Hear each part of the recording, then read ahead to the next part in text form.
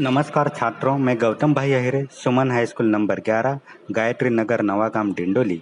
आज हम कक्षा 9वीं का पाठ क्रमांक 3 क्या निराश हुआ जाए इसका अध्ययन करेंगे, जिसके लेखक हैं श्री हजारी प्रसाद द्विवेदी जी।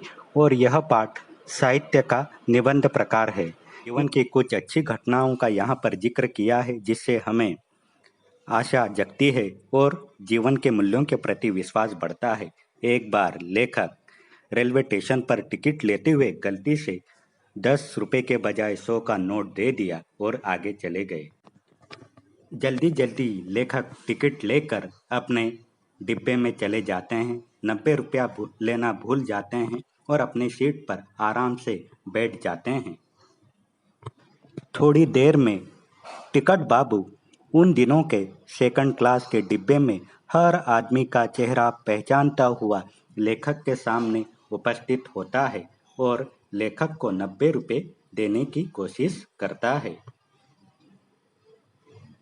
लेखक के सामने आकर टिकट बाबू बड़ी विनम्रता के साथ लेखक के हाथ में 90 रुपए रख दिए और कहता है, यह बहुत गलती हो गई थी, आपने भी नहीं देखा, मैंने भी नहीं देखा। उनके चेहरे पर विचित्र संतोष की गरिमा थी, समाधान की गरिमा थी। टिकट बाबू की इस ईमानदारी को देखकर लेखक आश्चर्यचकित हो गए और लेखक को विश्वास ही नहीं हुआ कि आज के माहौल में भी ऐसे सच्चाई और ईमानदारी से काम करने वाले लोगों की कमी नहीं है। हमें हिम्मत नहीं हारनी चाहिए। लेखक इस घटना के बारे में सोचते हैं और कहते हैं कि वैसे तो अनेक बुरी घटनाएं भी मेरे जीवन में हुई है, परंतु यह एक ईमानदारी, सच्ची और प्रेरणादायक घटना अनेक बुरी घटनाओं से शक्तिशाली है, जिससे लोगों में एक नया संदेश जाएगा और नई प्रेरणा लोगों को मिलेगी। लेखक के जीवन की दूसरी सच्ची और जीवन को प्रेरणा देने वाली प्रेरणादायक घटना का वर्णन लेखक ने यहाँ पर किया है। लेखक एक बार अपने परिवार के साथ बस की यात्रा कर रहे थे और अचानक एक प्रसंग उनके जीवन में आता है, जिसका जिक्र है। लेखक अपनी पत्नी और 3 बच्चों के साथ बस की यात्रा कर रहे थे, लेकिन बस में कुछ खराबी होने के कारण वह रुक रुक कर चलती थी। गंतव्य से कोई 5 मील पहले, गंतव्य यानी जहां पर बस को पहुंचना है वह स्थान, उसके 5 मील यानी लगभग 8 किलोमीटर पहले ही एक निर्जन सुनसान स्थान पर बस ने जवाब दे दिया। वह चलने लायक नहीं रही, रुक गई। इस समय रात के कुछ करीब 10 बजे होंगे। सुनसान निर्जन जगह, परिवार के साथ लेखक अकेले ही। रात का समय करीब 10 बजने का, निर्जन सुनसान जगह, ऐसे माहौल में बस के सारे यात्री घबरा गए। तभी बस का कंडक्टर ऊपर गया और ऐसे हालात में मुक्त होने के लिए कुछ उपाय ढूंढने लगा।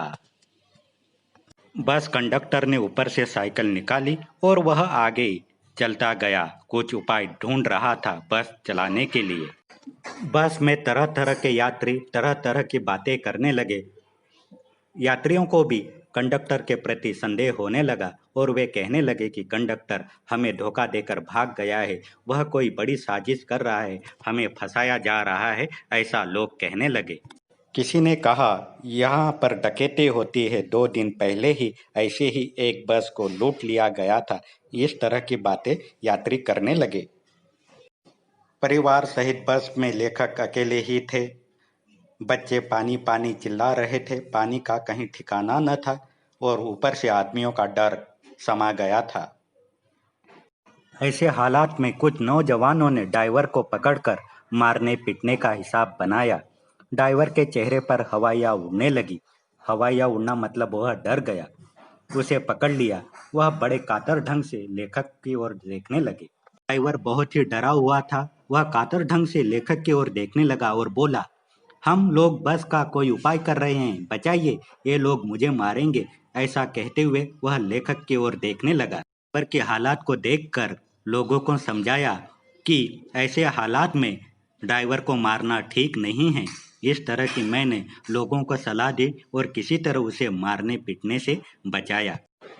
ड्राइवर के हालात देखकर लेखक को दया आई और लेखक यात्रियों को समझाने लगे कि ऐसे हालात में ड्राइवर को मारना ठीक नहीं है।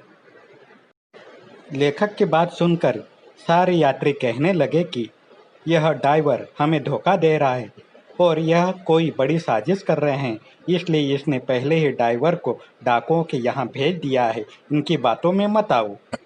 ऐसे हालात में लेखक भी बहुत डरे हुए थे, लेकिन किसी भी प्रकार से, किसी भी तरह से यात्रियों के मारपीट से ड्राइवर को लेखक ने बचाया।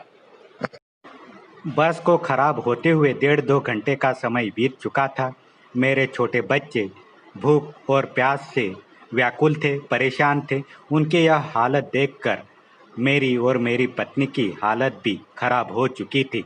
हम भी बहुत परेशान हो चुके थे। लेखक के समझाने पर या विनती करने पर यात्री ड्राइवर को मारते पीटते तो नहीं, लेकिन बस से नीचे उतारकर चारों ओर से उसे घेर कर रखते हैं, पकड़ के रखते हैं, ताकि यात्रियों के साथ अगर कोई बुरी घटना होती है तो सबसे पहले यात्री इस ड्राइवर को सजा देंगे, यानी उसे समाप्त कर देंगे। इस तरह की योजना यात्रियों ने बनाई और लेखक के समझाने का कोई विशेष खास प्रभाव यात्रियों पर नहीं पड़ा। उसी समय लेखक देखते हैं कि उनकी ओर एक खाली बस चली आ रही है और उस बस में उनके बस का कंडक्टर भी सवार है। ऐसा दृश्य लेखक देखते हैं। आते ही बस कंडक्टर यात्रियों से कहने लगा था कि बस डिपो गया था, वहाँ से नई बस लेकर आया हूँ, आओ चलो नई बस पर बैठ जाओ, ऐसा वह कहने लगा। सारे यात्री जब बस में बैठ जाते हैं तब बस कंडक्टर लेखक के पास आता है और कहता है, पंडित जी, बच्चों का रोना मुझसे देखा नहीं गया था, वहीं थोड़ा दूध मिल गया, बच्चों के लिए लेकर आया हूँ, ऐसा वह लेखक से कहता है।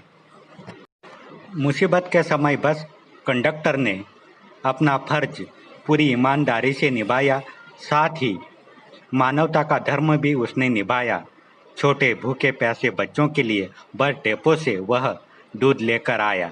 उसका यह व्यवहार देखकर सारे यात्रियों में जान आ गई थी।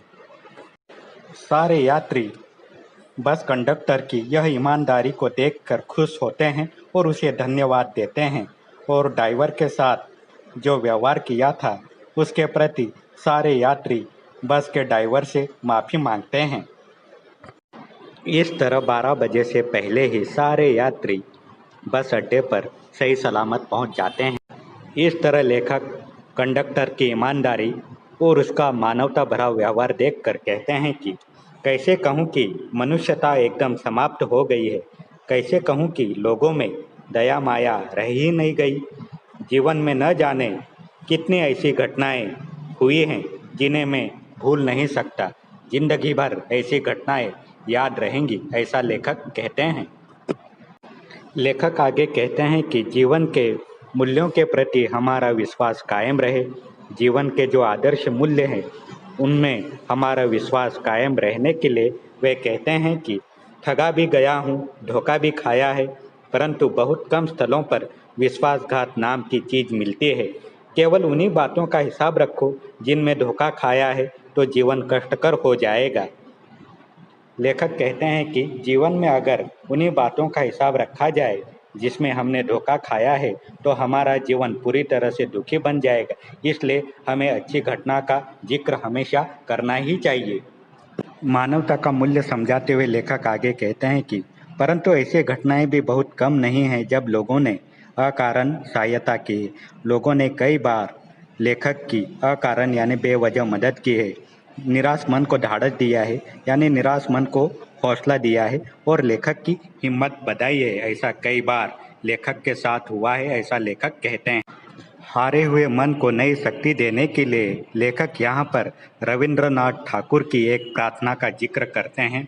रविंद्रनाथ ठाकुर ने अपनी प्रार्थना में एक बार कहा था कि कवि रविंद्रनाथ ठाकुर जी ने भगवान से प्रार्थना की थी। अपने प्रार्थना गीत में उन्होंने कहा था कि संसार में केवल नुकसान ही नुकसान उठाना पड़े, धोखा ही खाना पड़े, तो ऐसे अवसर पर भी प्रभु मुझे ऐसी शक्ति दो कि मैं तुम्हारे ऊपर संदेह न करूं।